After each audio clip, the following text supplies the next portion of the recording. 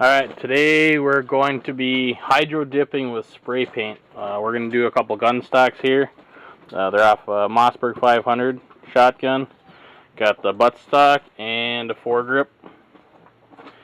So what you're going to have is enamel spray paint. This is regular Rust-Oleum protective enamel. Whatever color you want. And also you're going to need a tub of water.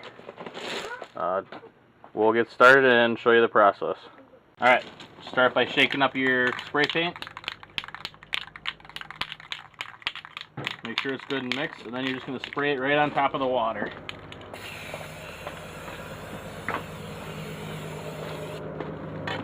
You take your other color, you can do as many colors as you want. Keep adding your colors.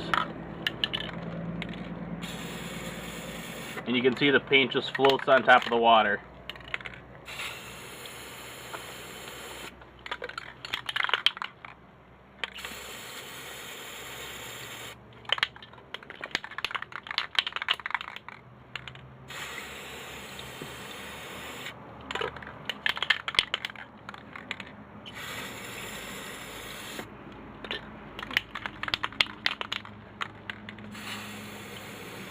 Alright, I think we got enough paint in there. So we're going to tap the side of our tub, get all the paint closer to the middle, and it's going to give it a little bit of a pattern. Take whatever you want dipped, and fully submerge it into the water. Very slowly. The paint should just cling right to the plastic as it goes down.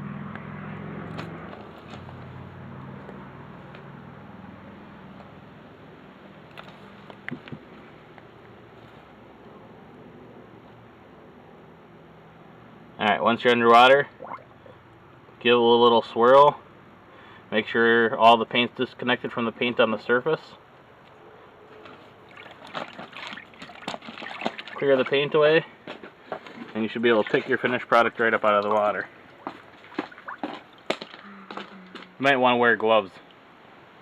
Alright, we'll set this up to dry and then show you what it looks like once it's dried off. Alright, for your second piece, or however many pieces you want to do, just scrape off the old paint off the top of the water, skim it off with a stick or something, and then take your paint and put another layer on top of the water.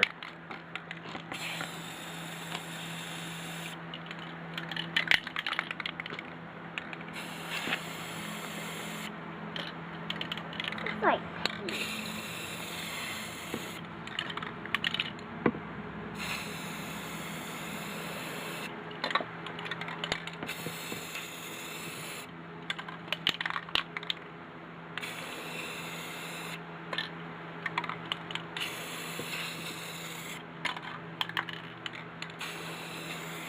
Alright, that should be enough paint. Tap the tub a little bit, get the paint close to the middle, and it'll give it a pretty neat camo or tie-dye type pattern depending on your colors. oh, that's strong. Grab the next piece you want dipped and slowly put it into the water.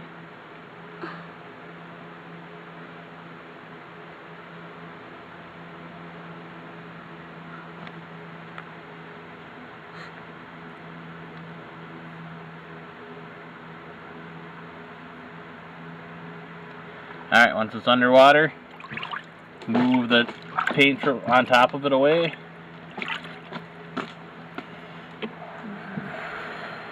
And lift it right up out of the water. Alright, we'll set that one up to dry.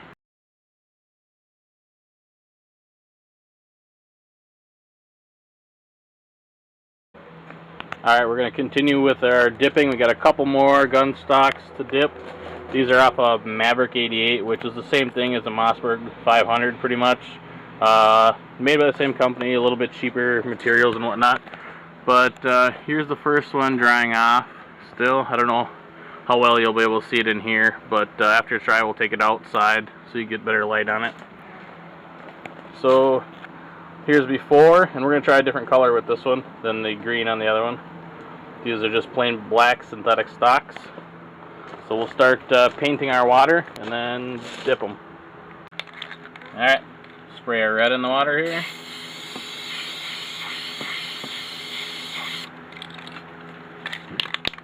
Black.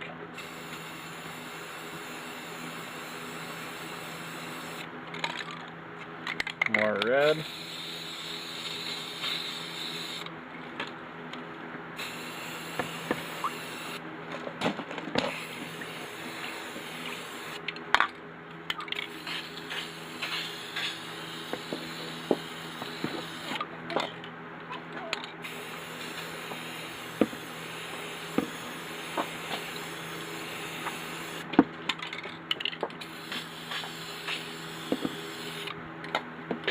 Tap the side of your bucket to get the paint to the middle of the water.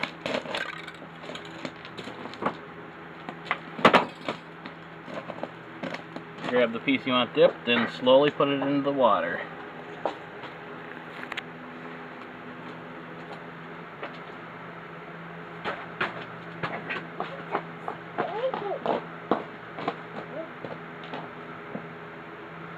Alright, move it around a little bit. Clear the paint off the top so you don't pick up any extra as you pull it out.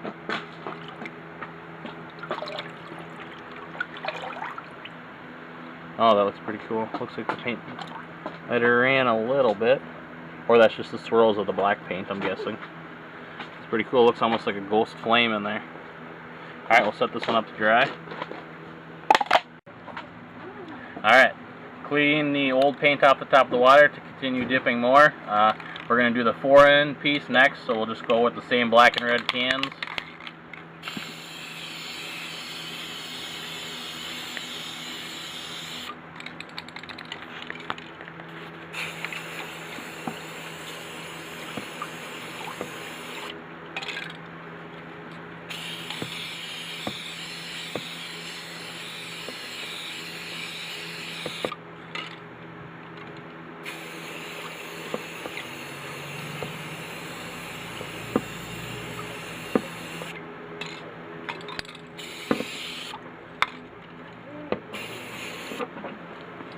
Tap the sides of your bucket.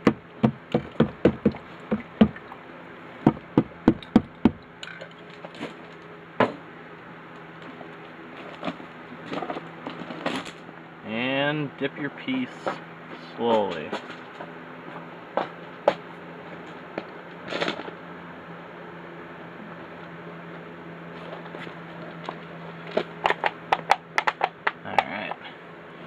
Move your excess paint from above your piece and lift it up out of the water. Look at that. That's pretty cool. Alright, we'll set that up to dry, and I would highly advise wearing gloves if you're going to do this. Alright, the gun stocks are all dried up now. Left them dry overnight. As you can see, it's a pretty cool pattern on there.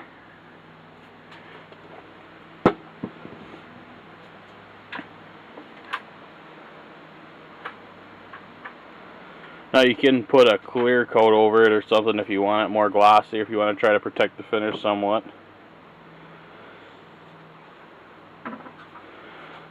Kind of hard to see this one on the camera, but kind of like a red and black marble. It's pretty neat looking.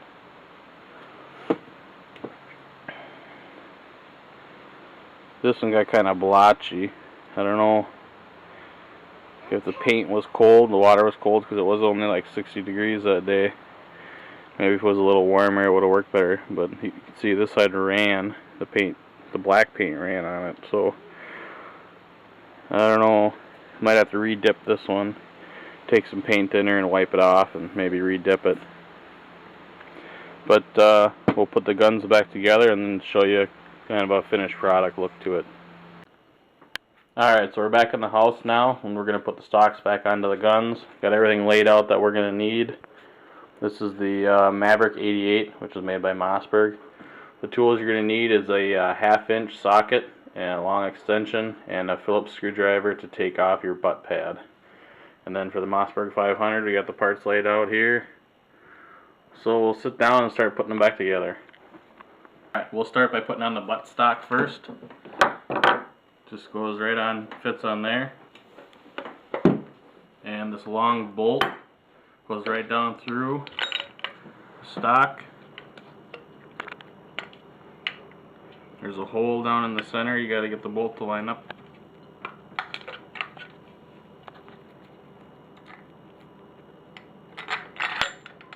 It sticks out the end, and that's what screws into the back of your receiver. Alright, so we're just going to start it by hand.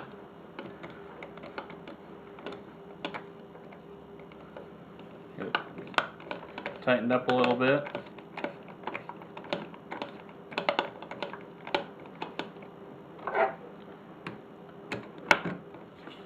And tighten it up with our ratchet.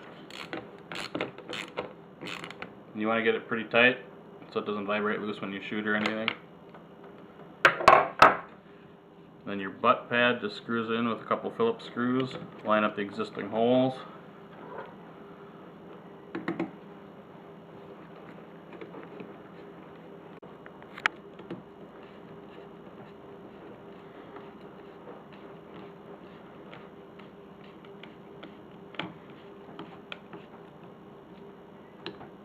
Alright, that's tightened down, so now we'll move on to the fore end. Just slides over your magazine tube, and the action arm fits right into there, like that, and your slide release is right here for it. So that's on there. Now we'll put the barrel back on, and that'll be it. Line your barrel up with the receiver, and you need to open the action on it for the barrel to slide down into place, and then close the action back up, and just tighten down the barrel nut on top. And you don't need to use a wrench or anything. These are meant to just be hand tightened.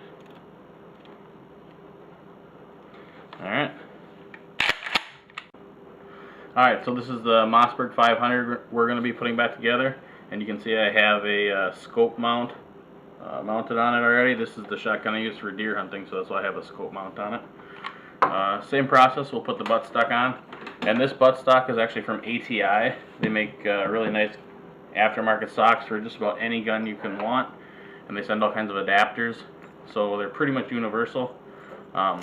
It's got a spacer in it that fits in there. Use your regular screw from your original stock. You just add the spacer to it. So you drop that down in. Alright, so you drop it down. It pretty much self-centers itself with the spacer on there.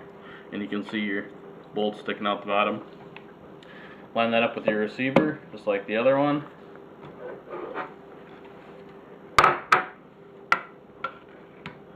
Put your socket on it and start it by hand.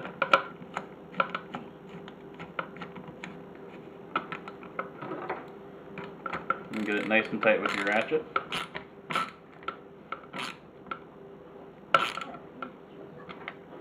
Alright, now we'll put the butt pad on.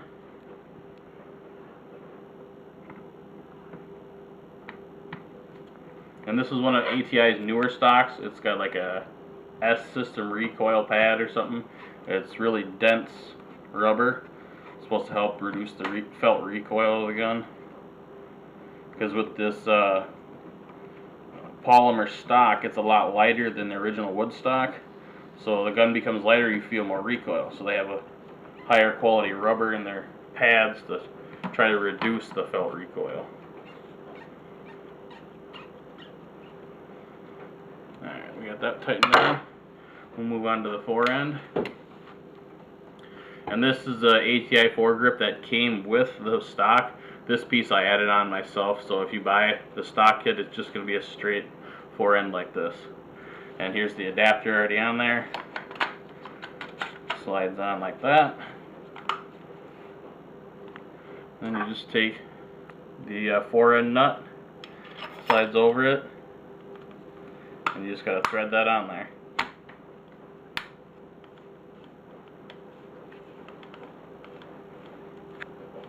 You want to make sure you get this all the way threaded down, otherwise your forearm is going to slide back and forth when you're trying to move your action.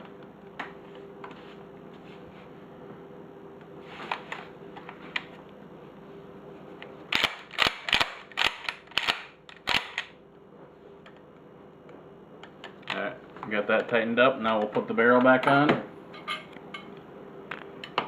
Same process as the other one. Line it up with your receiver. Then you need to open your action so your barrel will drop into place.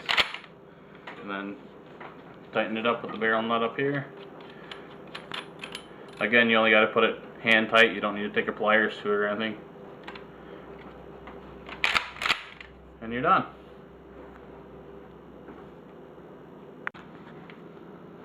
Alright, here's the two guns finished up. Here you can have a close-up of them. Turned out pretty nice. A few runs in this red stock. Probably in the future we'll take some acetone and wipe it off and re-dip it.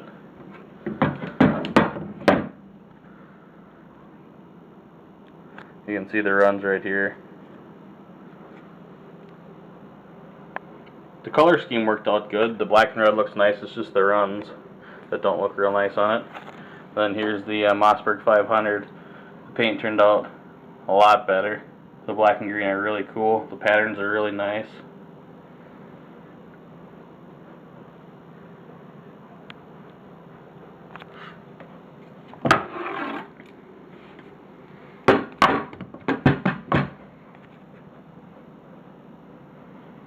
That almost looks like flames in the black and green.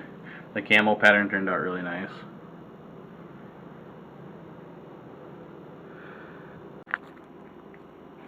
Alright, here's our three Mossberg shotguns together. It's a Mossberg Maverick 88 that we just dipped the stocks on. And this is actually a Mossberg 520 gauge. It's also got an ATI collapsible stock on it instead of a fixed one like this. This is actually a stock for a 12 gauge, and what they don't tell you is it actually does fit onto your 20 gauge. The receiver is slightly narrower, so it's not a really smooth transition between the stock and the receiver, but the bolt holes line up and everything else lines up just fine for it. So if you can't find a 20 gauge stock at your local gun shop and they have a 12 gauge one, go ahead and buy it. I recommend it. It'll fit on there. If you guys want to see a video of us switching the stocks out from the original wood stocks that this had on it and to put these ones on, let us know in the comments and we'll make a video on that one also. Just wanted to show you this one along with our other ones here. See that camo turned out nice. Might dip this one too if we can come up with a color scheme that we'd like on it. Otherwise, this one is for hunting also, and that's for hunting. And this one on the bottom with the 18.5-inch barrel, that's just like a home defense type gun.